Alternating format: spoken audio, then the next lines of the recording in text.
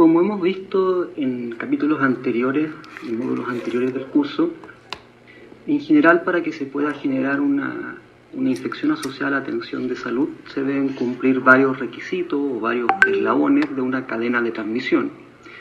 En la infección asociada a la atención de salud, el principal reservorio de los microorganismos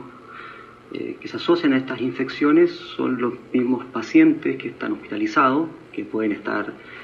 sintomáticos o asintomáticos. Estos agentes tienen que encontrar una puerta de salida desde el reservorio, mediante una vía de transmisión, llegar a una persona o un paciente susceptible, que tiene que haber una puerta de entrada para ingresar a este hospedero susceptible y poder generar la infección. El ambiente en general juega un rol menor en lo que se refiere a reservorio de estos microorganismos, así como en la vía de transmisión, donde suelen ser más relevantes factores asociados a la atención o la actividad clínica propiamente tal. Sin embargo, existen aspectos del ambiente físico, como por ejemplo del aire, que puede ser relevante en algunas infecciones o algunos microorganismos específicos, y por lo mismo las medidas a tomar en estos casos pueden diferir un poco con relación a otras infecciones y a otros agentes infecciosos. A continuación vamos a revisar el rol del aire en las infecciones asociadas a la atención de salud, al menos lo que se sabe hasta el momento, cuáles son los agentes más involucrados y los espacios físicos o recintos en los establecimientos de salud en los cuales esta variable es más relevante y debe ser considerada. Por lo general, cuando hablamos de infecciones que se transmiten por el aire o transmisión aérea, nos referimos a agentes que se transmiten por medio de partículas entre 1 y 5 micras, que tienen la particularidad que se generan como residuos que se deshidratan de las gotitas respiratorias, ¿ya? Que provienen de personas infectadas y que se pueden liberar mediante aerosoles que se generan al hablar, estornudar, al toser. Estas partículas suelen conocerse como núcleos goticulares, y a diferencia de las gotitas respiratorias, tienen la particularidad de que pueden mantenerse en suspensión en el aire por tiempos prolongados y desplazarse a largas distancias cuando son empujadas por corrientes de aire.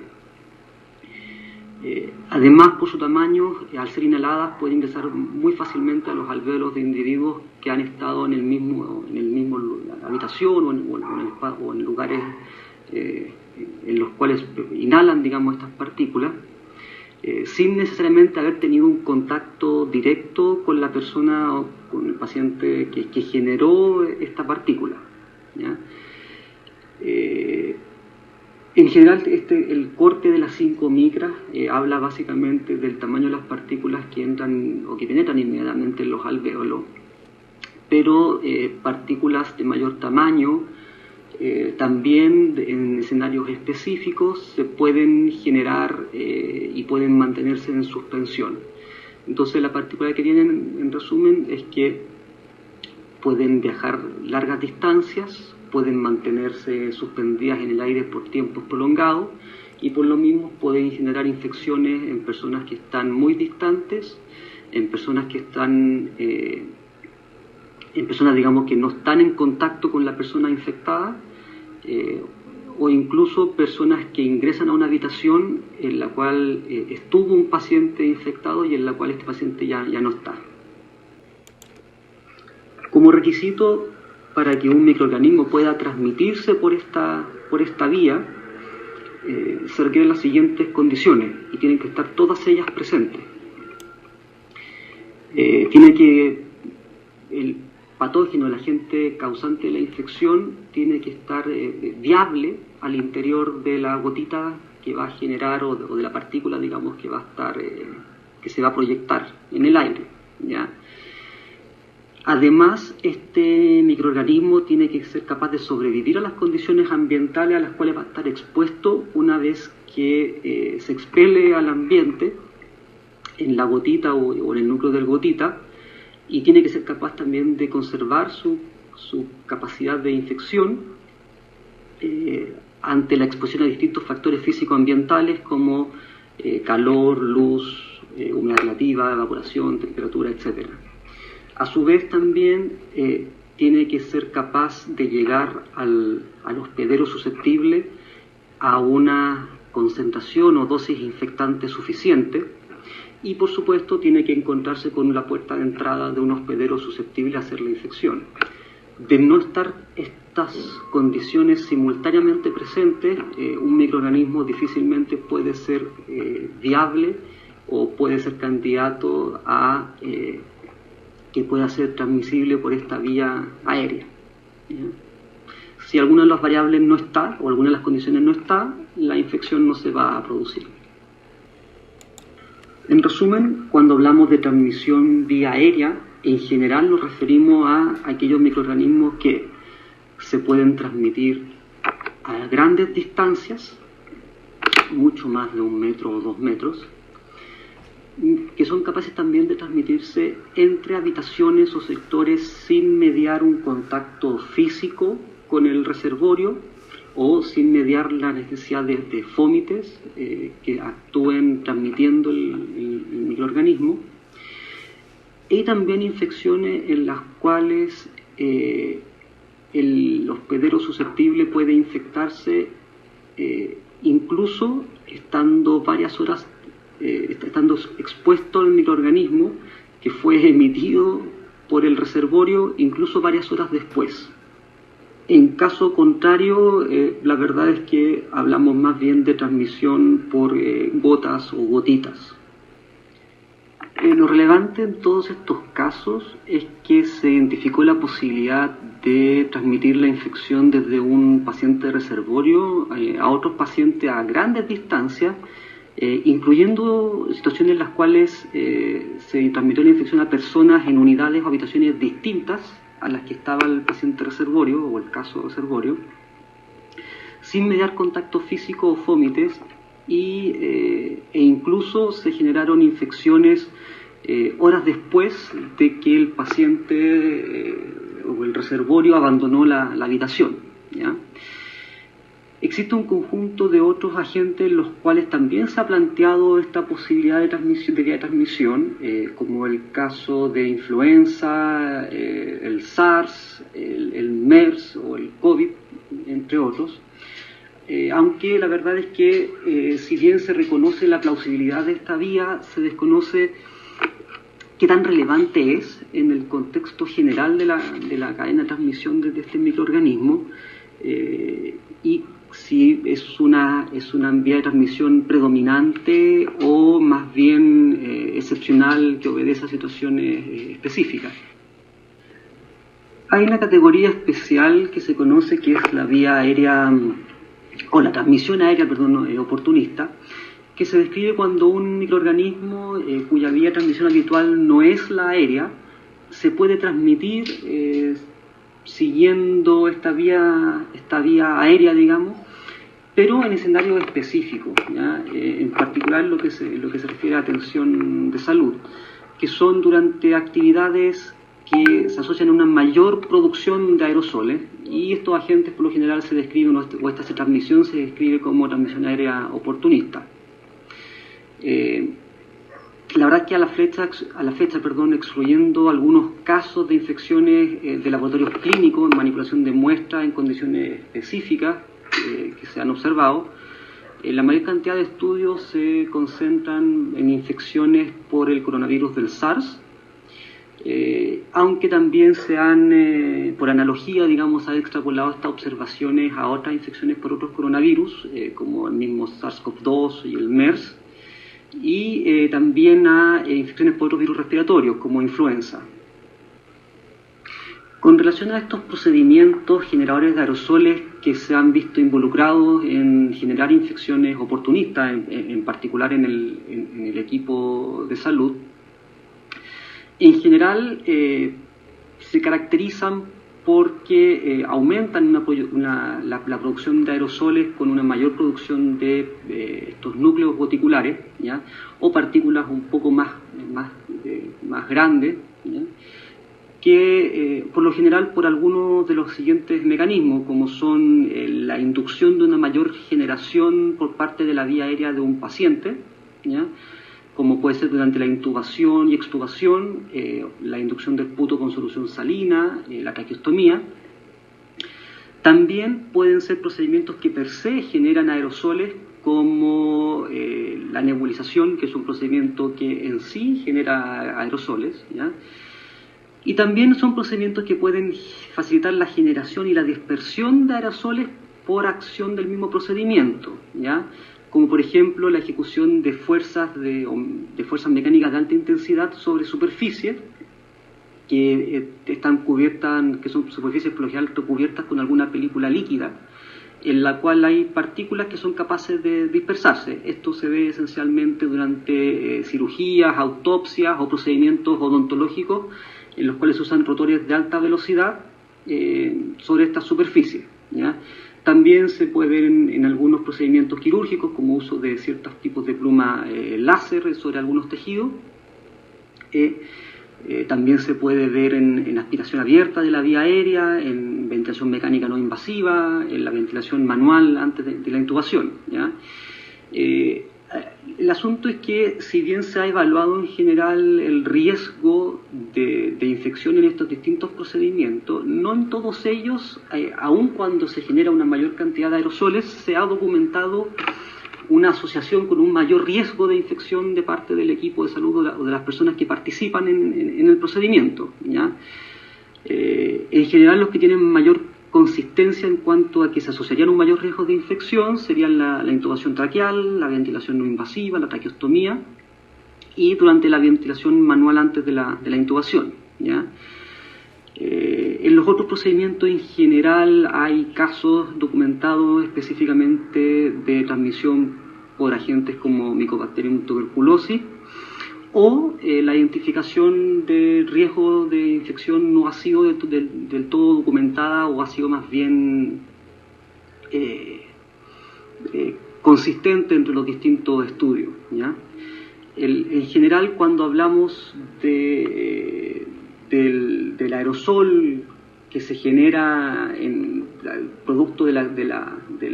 actividad quirúrgica con uso de algunas plumas láser o electrobisturí,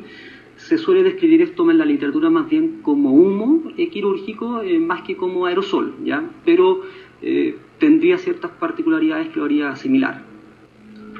Ahora, existe también un grupo de microorganismos que se caracterizan porque tienen un reservorio ambiental o de predominio ambiental, y que pueden tener una vía de transmisión aérea,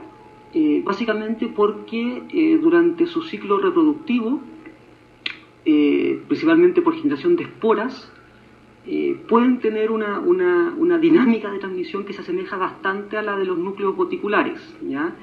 Y en particular porque estas esporas pueden difundir y viajar a largas distancias y mantener resistencia, digamos, y la capacidad infectante a una exposición ambiental. Por ejemplo, uno de los agentes más clásicos en este sentido son el Aspergillus fumigatus, cuyas esporas tienen entre 2 y 3,5 micras de diámetro y son capaces de resistir condiciones ambientales muy adversas. Por tanto, pueden ser capaces de mantenerse en suspensión y viajar grandes trayectorias por el aire, ¿ya? En general se concentran en reservorios ambientales y suelen dispersarse en actividades específicas como construcciones o renovaciones estructurales, reparaciones, demoliciones, ¿ya? Y tiene la particularidad estos agentes de que, si bien no suelen ser patógenos en los humanos, sí pueden generar infecciones en grupos de pacientes hospederos susceptibles con algunas particularidades, como son los pacientes inmunodeprimidos, oncohematológicos o también trasplantados, ¿ya? Otros agentes, aparte de Aspergillus, que tienen esta particularidad son Zygomycetes y Clostridium perfringens. En general, las medidas de prevención de infecciones, de acuerdo a la jerarquía y al tipo de medida, se pueden clasificar como medidas de ingeniería administrativa individuales. En los módulos anteriores se dieron mucho más énfasis a las medidas administrativas e individuales, que son aquellas que se relacionan con las maneras de cambiar la forma de trabajar o la incorporación o modificación de ciertas prácticas específicas en los individuos, ¿ya? Como por ejemplo el uso de las precauciones estándares, de la técnica séptica, el uso racional del equipo de protección personal. Ahora vamos a ver más bien aquellas medidas que se describen como las medidas de ingeniería, ¿ya? Que son medidas mucho más estructurales cuyo propósito son más bien incidir en factores ambientales, ¿ya? Y en particular aquellas que tienen relevancia en el aire. Vamos a ver específicamente el rol de los sistemas de ventilación, de manejo de presión y sistemas de filtración del aire. Cuando hablamos de ventilación nos referimos a la introducción del aire desde el exterior a un edificio o habitación y cómo se distribuye al interior de esta. La ventilación, el propósito que tiene es reducir la concentración de posibles microorganismos o contaminantes que se encuentren suspendidos en el aire y removerlos fuera de la habitación, ¿ya? También en la ventilación tiene una función que es básicamente remover olores y garantizar condiciones climáticas como temperatura y humedad relativa que sean confortables para quienes están en la habitación o en el edificio, y también favorecer o dificultar el desarrollo o crecimiento de microorganismos. En los establecimientos la ventilación se caracteriza por tres elementos básicos: la tasa de ventilación, que es la cantidad y calidad de aire exterior que se introduce en el recinto; la dirección del flujo de aire, que es la dirección o trayectoria general del flujo de aire en el edificio, que lo general que se describe que tiene que ir desde zonas más limpias a zonas más sucias, ¿ya? Y el modo de distribución o patrón del flujo del aire, en el cual el aire exterior tiene que distribuirse por todas partes en el recinto ventilado de manera eficaz, mientras que los contaminantes que se generan en las distintas partes del recinto tienen que ser tomados por este flujo y retirados también de manera eficaz. En este sentido, la ventilación y el rol que tiene en la prevención de infecciones, o el rol que puede tener, lo cumple básicamente por el efecto que tiene de dilución o de reducción de concentración de microorganismos que pueden estar viables en el aire, así como también en el control del desplazamiento de estos microorganismos desde un espacio a otro.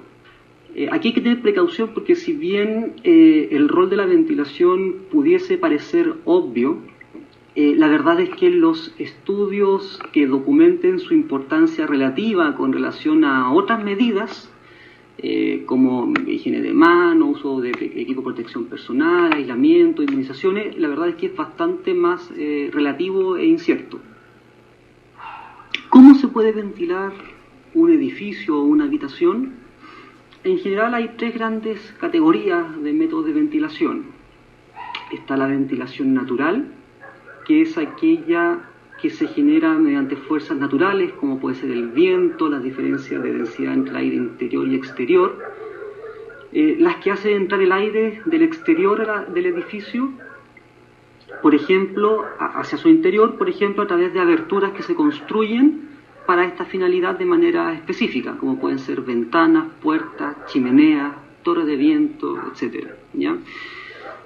En general tiene la particularidad de que puede generar altas tasas de ventilación, suelen ser métodos más bien baratos de mantención, requiere la instalación, pero después no requiere una mantención para que se mantengan en funcionamiento, y suelen ser bastante adecuados para climas que son templados o calurosos, ¿ya? El problema es que al ser un método natural puede verse afectado por condiciones climáticas externas. A la vez también puede ser difícil de adaptar en condiciones extremas de frío o calor, ¿ya?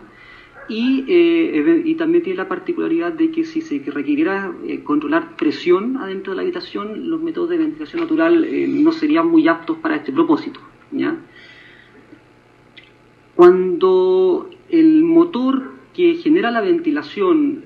no es una fuerza natural, sino que es un motor propiamente tal que puede estar instalado directamente en ventanas, muros o en conductos de aire de una habitación para moverlo, se habla de ventilación mecánica, ¿ya? Estos sistemas de ventilación mecánica se pueden o no asociar a sistemas de control de presión, ¿ya? Y estos, cuando es así, se conocen como sistemas de ventilación mecánica controlada o sistemas de doble flujo. Las ventajas de los sistemas de ventilación mecánica es que son adecuados para cualquier tipo de clima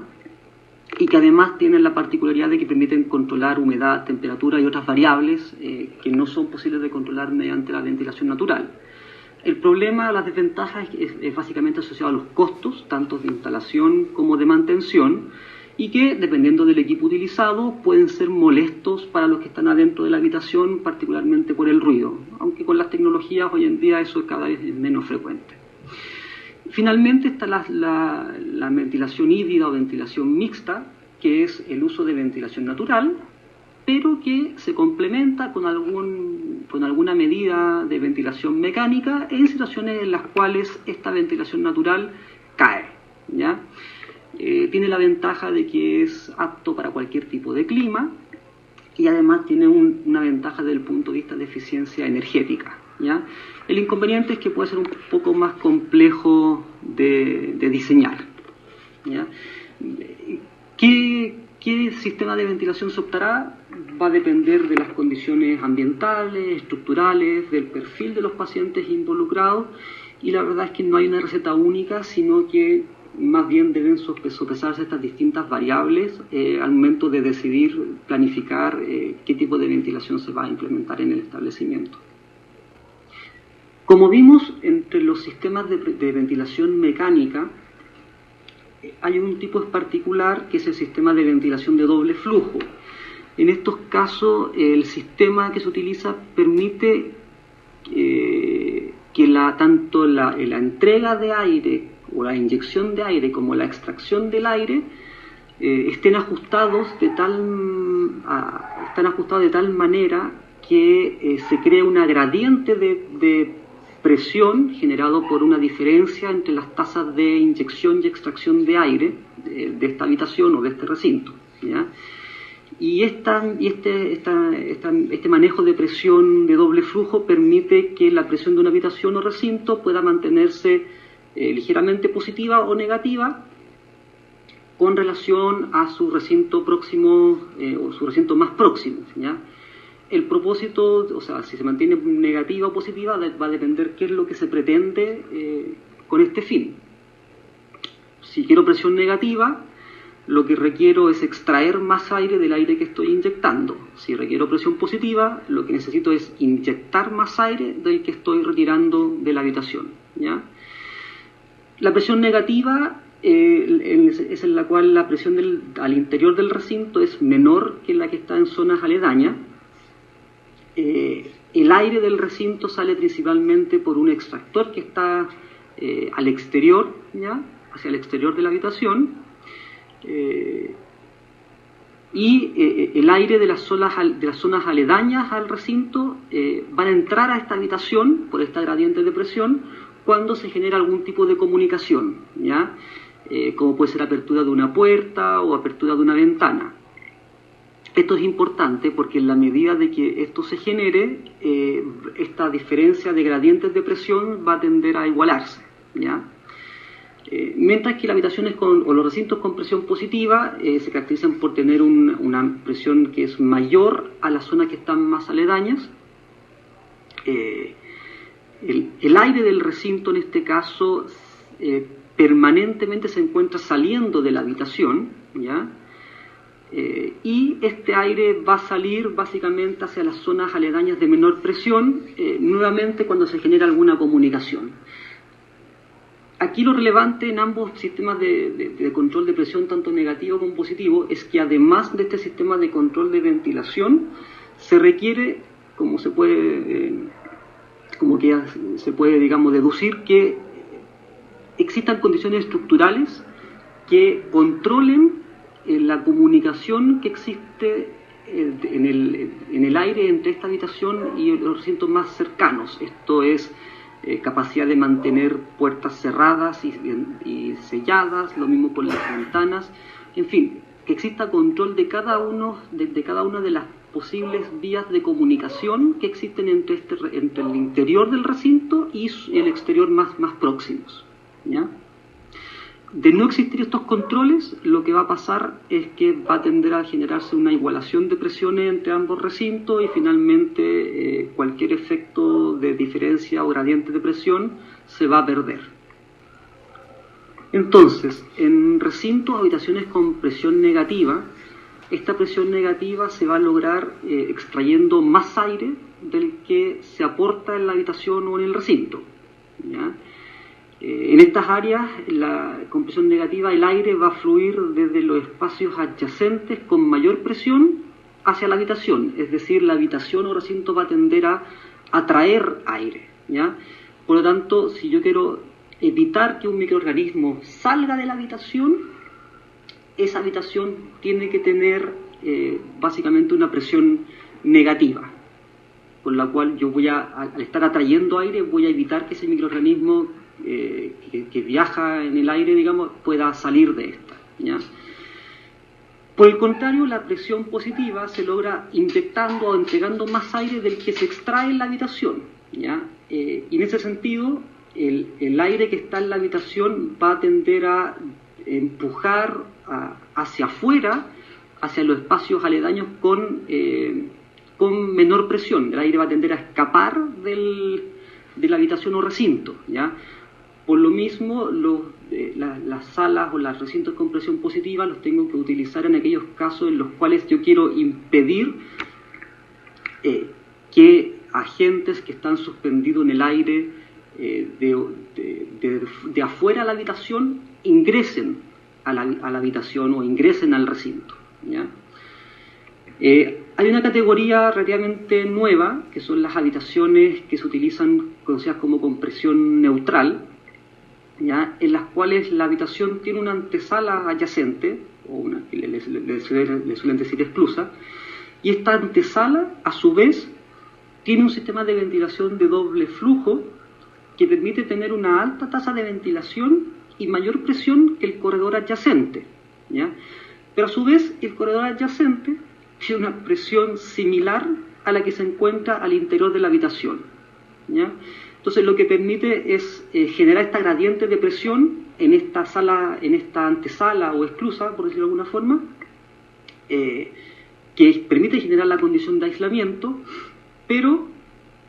mantiene presiones igualadas entre la habitación y el pasillo, y en el fondo facilita o dificulta el que se generen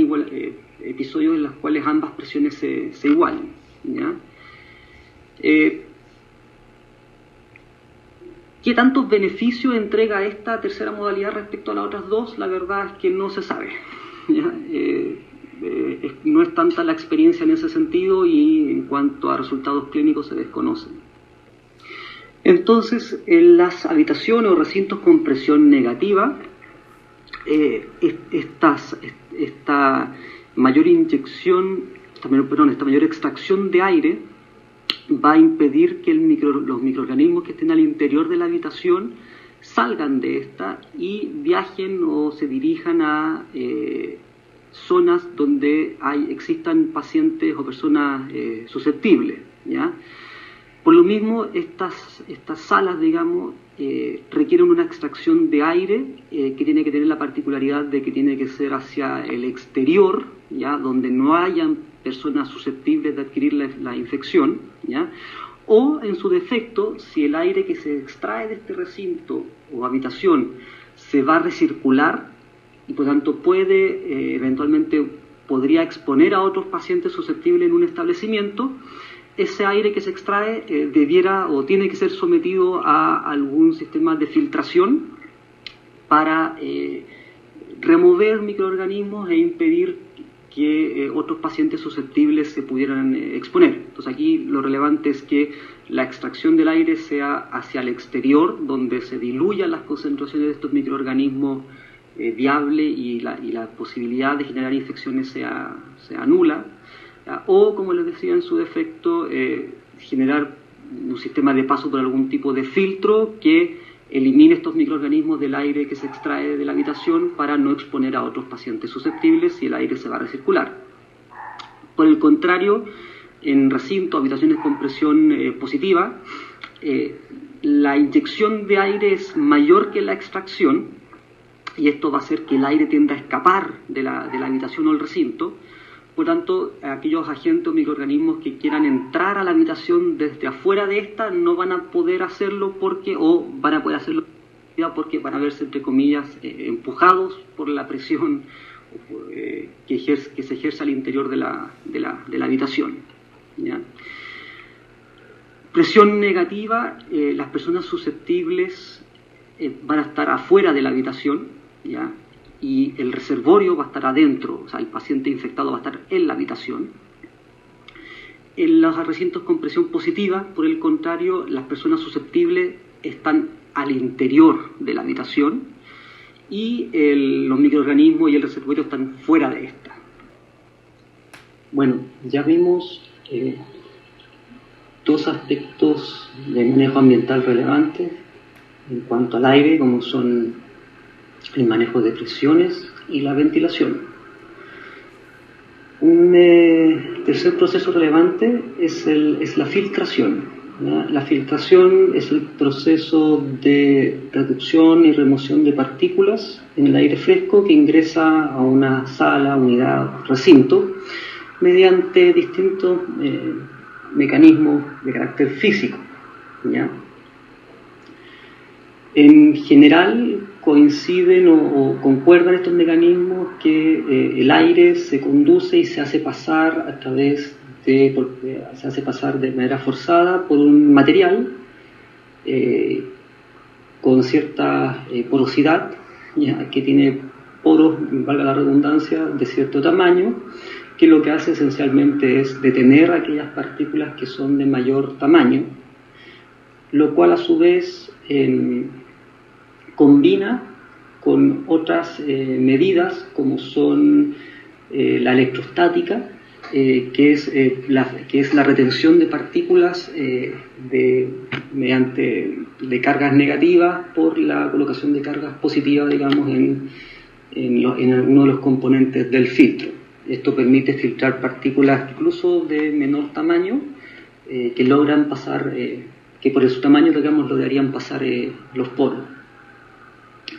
En general, los sistemas de filtración de aire se utilizan en establecimientos que cuentan con sistemas de manejo centralizado del aire, ¿ya? Porque el aire se hace pasar por estos sistemas que suelen estar compuestos por dos bancos o dos métodos de filtración que están colocados en serie. El primero de ellos es un filtro de baja resistencia al flujo de aire, que le permite al aire que pasa por ahí adquirir temperatura y humedad necesaria, además de calefaccionarse y acondicionarse, ¿ya? Y pasar por un primer filtro y después pasar por un segundo filtro que tiene como propósito remover una mayor cantidad de partículas, en general entre 1 y 5 micras de diámetro, ¿ya? En pacientes en condiciones específicas existen sistemas de filtro, que son los filtros de alta eficiencia, los filtros EPA, cuya característica es que son capaces de remover hasta el 99,9% de las partículas de hasta 3 micras, ¿ya? Estos sistemas de filtros por lo general están contemplados en los sistemas o en recintos con manejo centralizado de aire, y son complementarios y se colocan posterior a que el aire ya ha pasado previamente por sistemas de filtros establecidos en las unidades manejadoras de aire de los establecimientos, ¿ya? Existen también sistemas de filtro portátiles, de filtro EPA portátiles, que pueden colocarse en cualquier lugar y que podrían eventualmente reemplazar al menos en algunas de las propiedades a los filtros de carácter, de estos filtros que se colocan de manera centralizada en las unidades manejadoras de aire, pero tienen la particularidad de que estos filtros portátiles pueden no entregar todas las condiciones o las propiedades requeridas. Por ejemplo, el filtro que está en una unidad manejadora de aire se asegura de que filtra todo el aire que va a ingresar a ese recinto, a la unidad, digamos, que recibe el aire desde esa unidad manejadora de aire. Los filtros portátiles no impiden que eventualmente ingresen partículas a un recinto o habitación, si estas van a ingresar de todas maneras, solo que la renovación de ese aire va a bajar la concentración de estas partículas, ¿ya? Y eso es relevante, por ejemplo, cuando uno quiere como requisito recibir aire fresco, es decir, aire filtrado y renovado. En general, la duración, la vida media,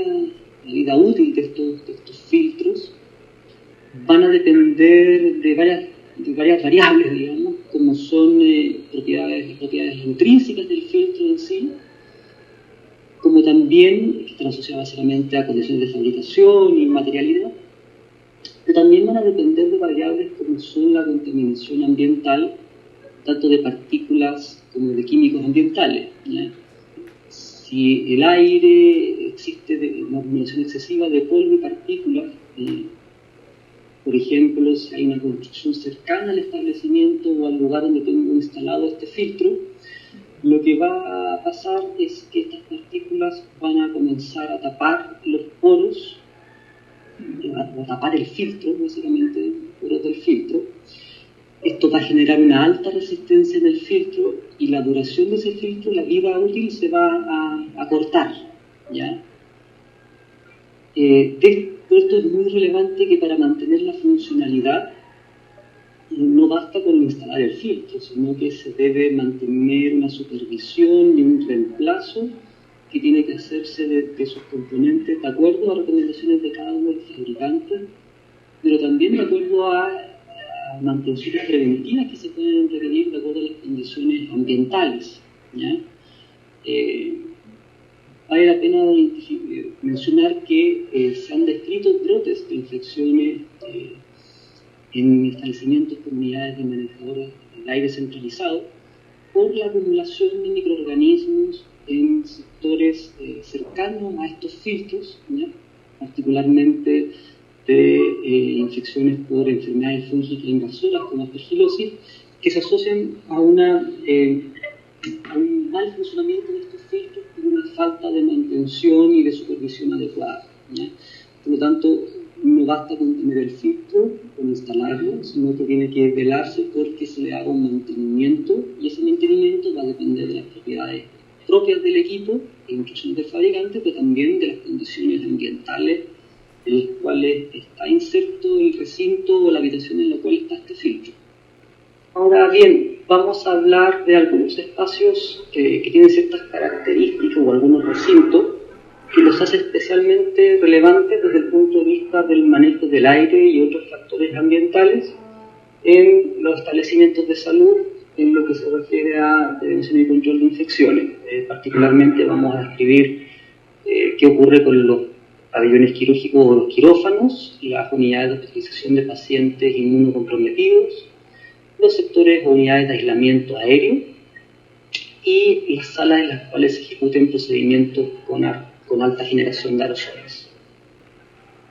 Una precaución relevante antes de entrar en materia específica es que muchas de estas recomendaciones se basan o fundamentan en opiniones, recomendaciones de expertos, y rara vez cuentan con algún tipo de evidencia proveniente de ensayos clínicos, ¿ya? A su vez, muchas de las recomendaciones también se fundamentan a partir de estudios de brotes epidémicos, por lo cual el impacto que tienen estas medidas en situaciones no epidémicas, es decir, situaciones endémicas, se desconoce, ¿ya? Y también que muchas de estas recomendaciones, al ser opiniones de expertos y de experiencias de brote, se basan también en analogías que se toman con infecciones o con situaciones en las cuales se han documentado o observado infecciones por agentes similares, o también analogías con otras industrias u otras actividades que no son necesariamente relacionadas con la actividad de salud, ¿ya? Como puede ser la industria farmacéutica, por ejemplo.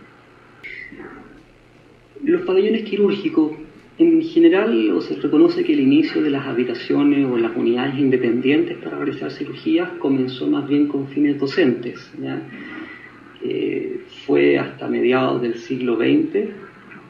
que surgieron recomendaciones oficiales con relación al uso de recintos con presión positiva, básicamente con el propósito de reducir posible contaminación de la herida con microorganismos suspendidos en el aire. Esto a partir de observaciones después de la Segunda Guerra Mundial. Y esto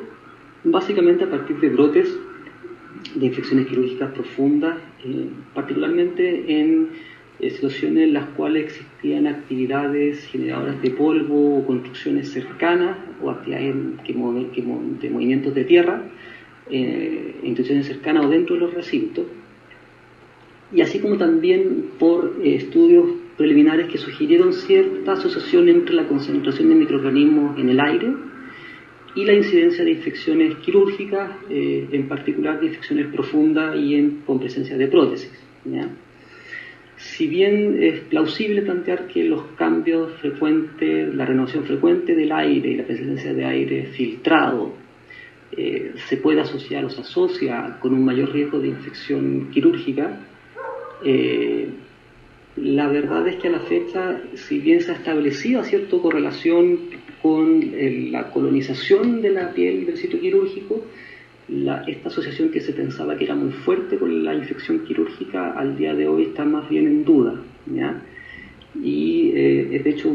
es incluso cuestionada por varios autores. Dicho lo anterior, igual es importante considerar que existen ciertas variables que inciden en una mayor o menor concentración de microorganismos del aire en el quirófano, ¿ya? Y en general destaca que se asocia a una mayor concentración de microorganismos en el aire del quirófano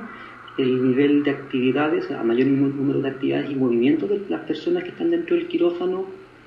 aumenta el número, la concentración de microorganismos en el aire, ¿ya? Incluso es más relevante el tipo de movimiento y el tipo de actividades que hace que el número de personas dentro del quirófano. Y también se ha identificado otra variable que es el número de aperturas y cierre de puertas del quirófano con una mayor contaminación del aire dentro de este. Y esto tiene básicamente que ver con las condiciones que se requieren para mantener una presión positiva dentro del quirófano, tal como mencionamos cuando describimos las condiciones para mantener presiones diferenciales entre dos recintos, que una de las condiciones necesarias es mantener un cierto sello o control, digamos, para prevenir la fuga del aire o la igualación de presiones dentro de los dos recintos, de tal forma que eso iba, digamos, a provocar básicamente una igualación de presiones y un ingreso de microorganismos. Ahora bien, las condiciones de ventilación dentro del quirófano pueden no solamente incidir en un mayor o menor riesgo de infecciones quirúrgicas, sino que también puede asociarse tiene relevancia más bien en condiciones sanitarias para el personal de salud que está trabajando dentro del quirófano. Básicamente el rol que tiene la ventilación del quirófano en eliminar gases o compuestos químicos potencialmente nocivos y que pueden concentrarse dentro del quirófano, tales como algunos gases derivados de máquinas de anestesia que pueden estar en mal funcionamiento o con desperfecto, ¿ya? O también algunos productos generados del humo del uso de electrobisturí o el láser, que eventualmente en altas concentraciones o alta exposición pueden generar algún tipo de lesiones o irritación o malestar de parte del equipo de salud. Así, en quirófano en general hay distintos criterios o distintos parámetros fijados por distintas agencias reguladoras, pero suelen haber ciertas coincidencias en cuanto a ciertas exigencias que tienen que ver tanto con, como les mencioné anteriormente, la prevención de infecciones quirúrgicas como con la protección del personal de salud de partículas o químicos que puedan ser nocivos, pero también tienen que ver con el confort del equipo de salud que está adentro y del paciente que está dentro del recinto durante el acto quirúrgico. En general, distintas agencias o ministerios u organismos suelen coincidir en cuanto a temperaturas requeridas entre 18 y 26 grados, condiciones de humedad relativa entre un 30 y un 60%, presión positiva respecto a zonas aledañas, recambios de aire que van entre 15 y 25 recambios de aire por hora. En algunos países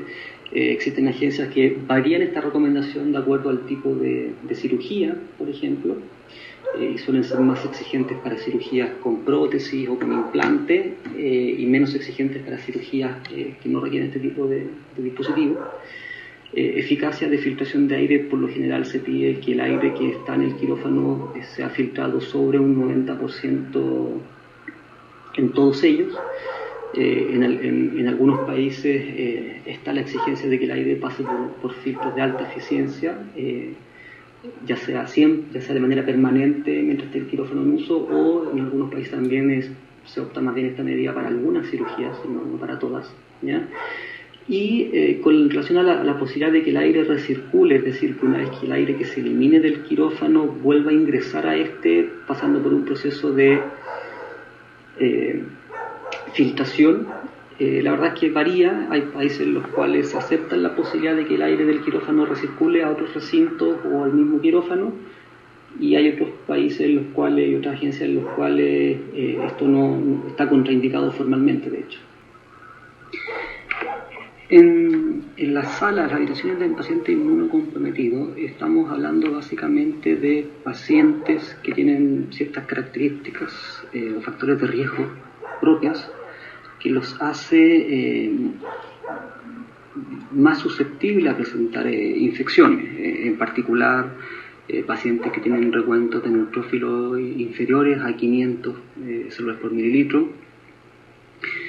alteración de funcionamiento de órganos específicos, también compromiso de piel y mucosa producto de otras alteraciones o intervenciones a las cuales son sometidos estos pacientes. Siempre teniendo presente que las infecciones de estos pacientes, las principales infecciones suelen ser por agentes o microorganismos que son propios de su flora microbiana comensal, además de infecciones que se generan producto de intervenciones que pueden ser controladas mediante las precauciones estándares y medidas específicas asociadas especialmente a uso correcto de dispositivos invasivos, ¿ya? Las condiciones del ambiente son relevantes, en particular en pacientes con neutropenia severa, en donde se le agrega el riesgo de infección por agentes ambientales que habitualmente no son patógenos, ¿ya? Y esto se ha documentado en brotes y durante la ejecución de actividades generadoras de polvo, destacando los brotes de Aspergillus, Pseudomycetes, Clostridium, y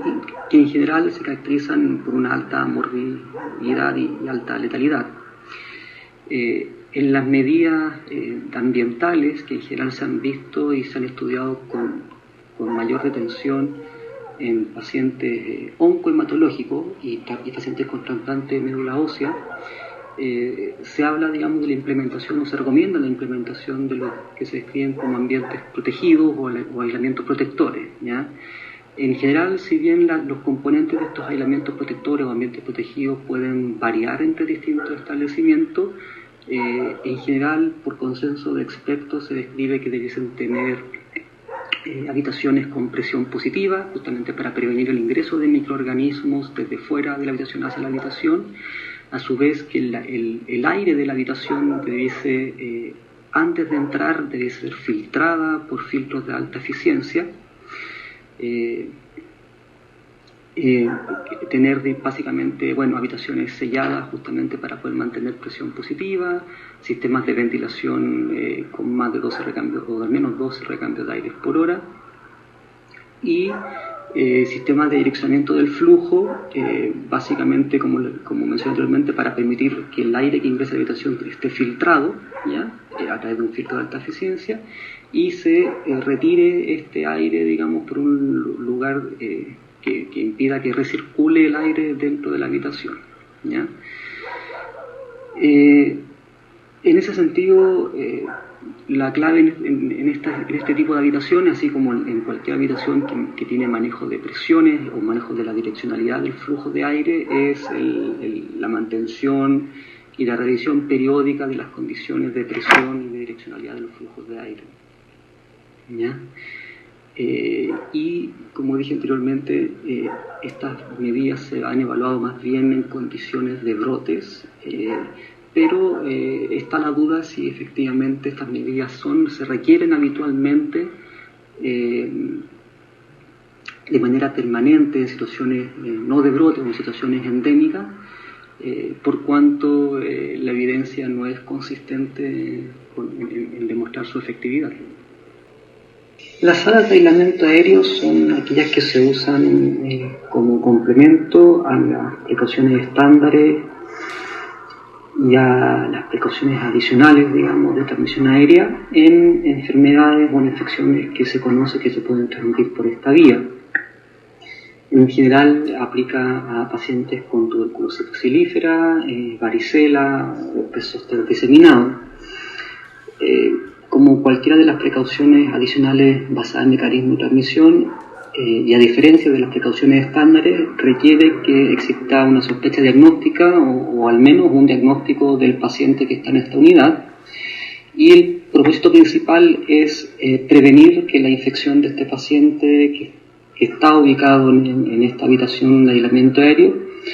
se transmita, o el microorganismo que está en este paciente se transmita a otros pacientes susceptibles que puedan estar en otros lugares de la unidad.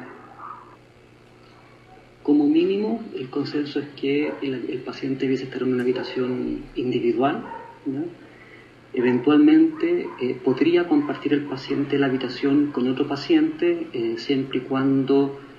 compartan infección por el mismo agente y resistencia antimicrobiana. Esto es particularmente relevante para pacientes con infección por Mycobacterium tuberculosis, ¿ya? Y toda persona susceptible que ingrese a la habitación debe utilizar un respirador de alta eficiencia tipo N95 o equivalente.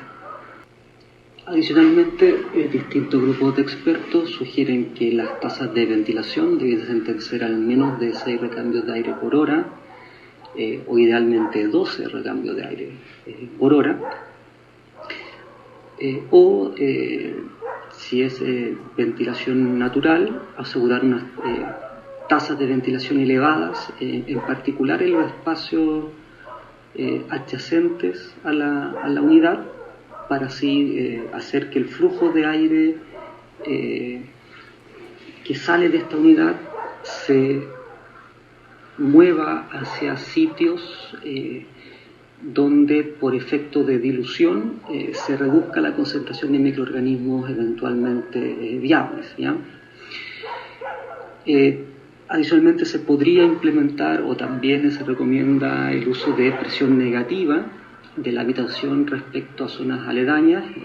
diferencia de presión de 2.5 pascales, para lo cual evidentemente se requiere de tener sistemas de ventilación mecánica y sellado de ventanas, puertas cerradas y control de presión permanente para conocer el estado de direccionalidad del flujo de aire, ¿ya? Si el aire de esta habitación al salir no se puede hacer o no se puede optar por la estrategia de dilución, sino que se va a hacer recircular el aire, y este aire eventualmente puede entrar en contacto con otros pacientes susceptibles.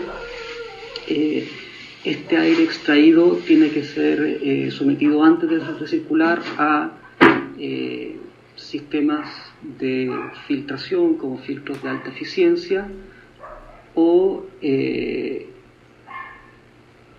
sistemas de desinfección como el uso de radiación UVC.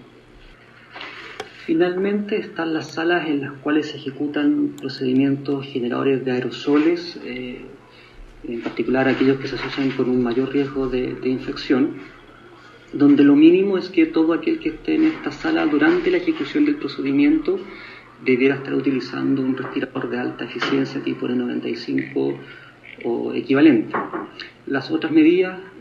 así como en los otros tipos de habitaciones o unidades específicas, la verdad es que las medidas de ingeniería son basadas más bien en consensos de expertos. No se cuenta con mucha evidencia que documente el tipo de impacto que tienen estas medidas, ¿ya? Por lo que